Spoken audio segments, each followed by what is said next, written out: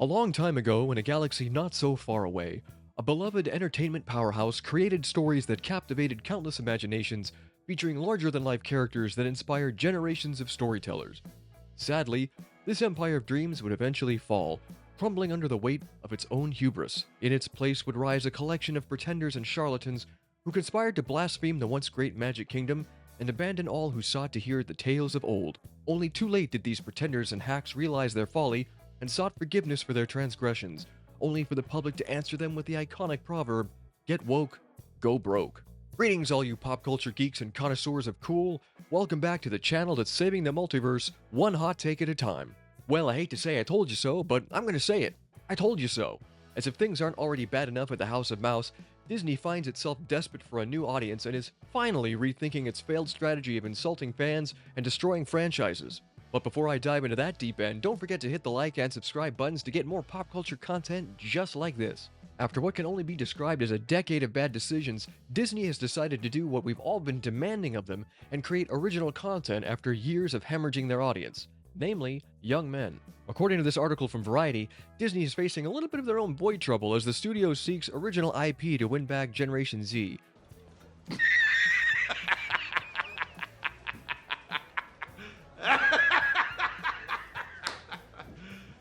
Are you serious? Leadership of the Walt Disney Studios has been pressing Hollywood creatives in recent months, multiple sources tell Variety, for movies that will bring young men back to the brand in a meaningful way. Young men is defined here by sources ages 13 to 28, also known as Generation Z. A Disney source says the movies for Generation Z men are part of an overall strategy across all labels, but no more urgent than any other quadrant. Well, that's rich coming from a company that for over the last 15 years blasted its male audience while destroying the once successful franchises that kept their butts in the theater seats. But hey, what do I know? I'm just a cis male who's worked in the industry, has his own YouTube channel, and knows how to tell a good story. The sad part is, all of this could have been avoided. From the blatant mishandling of male-oriented franchises, the demonizing of the male audience, propagating the Force's female nonsense that alienated both male and female fans, to the company's maddeningly inexplicable refusal to listen or learn from its mistakes. It's been one self-inflicted misstep after another for the house that Walt built. Throw in a heaping helping of mismanagement from Bob the Weatherman Iger, and you have a recipe for destruction that rivals Vesuvius. The irony of it all would be hysterical if it weren't so damn tragic. For years, Disney villainized the very demographic they now so desperately need. Meanwhile, they've stripped franchises of their appeal, and in the words of the great Chris Gore, created franchises for nobody. Now, Disney is hoping to lure Gen Z men back to the fold with original IP that features more action and adventure, akin to the Pirates of the Caribbean and Indiana Jones franchises. In fact, the sources say Disney has been seeking new IP and pitches such as splashy global adventures of treasure hunts, as well as seasonal fare, like films for the Halloween corridor. The calls come as the Star Wars machine struggles to produce any film projects, and the superhero genre sheds audiences by the minute. While Disney's most sympathetic audience has always been millennials, the company is going to have to abandon the nostalgic heavy fare that won over my generation, who fondly remember the Disney Renaissance and its iconic films and characters. Gen Z has no such ties to previous IP of yesteryear, and even less interest. When it comes to courting the generation who grew up on Fortnite and Minecraft, Disney will have to get creative.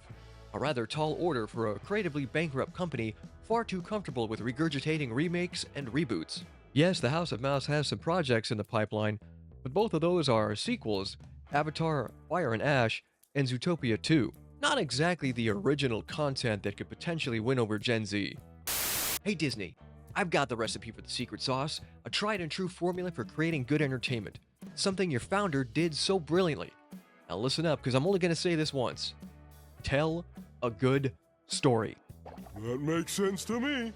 Stick to this mantra. Carve it on the walls of your writer's room. Heck, carve it on the foreheads of your so-called creative executives so they'll never forget it. Follow this like gospel and I guarantee you'll attract audiences both male and female of all ages.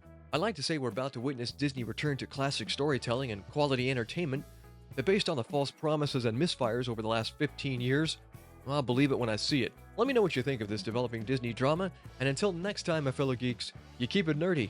Take care.